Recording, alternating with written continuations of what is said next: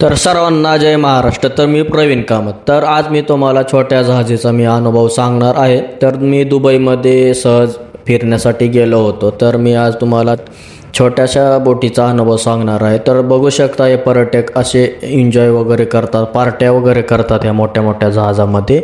मी फक्त ट्रान्सपोर्ट जे असते जहाज त्याला यूज करणार होतो. मी इथं येऊन बसतो आहे आणि तिकीट वगैरे काढतो आहे.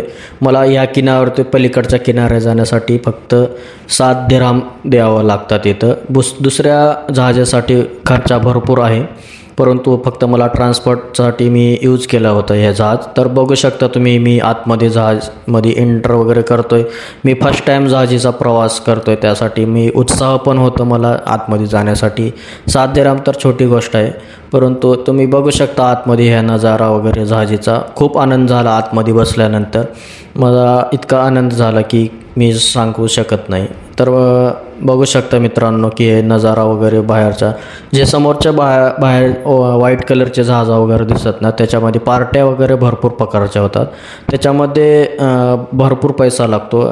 मिनिमम म्हणजे 500-600 दिरहम, आपले इंडियातले 12 ते 15 हजार बहुतेक 2-3 घंट्यासाठी लागतात. मी इन्क्वायरी वगैरे केले नाही, फक्त मी फोटो वगैरे काढून मी एन्जॉय वगैरे करून आलो. मी गेलो होतो फिरण्यासाठी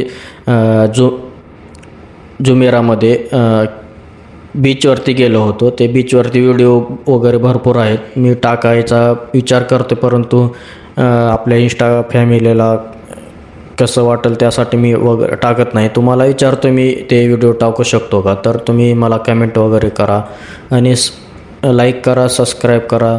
आणि असेच आपले व्हिडिओ वगैरे येत असतील तर मला फॉलो वगैरे करा. मी कंटिन्यू वगैरे व्हिडिओ काही टाकत नाही, मला जेव्हा वेळ वगैरे भेटतं तेव्हा टाकतो आहे. तर माझे इंस्टा फॅमिली अनफॉलो होऊ नका कृपया.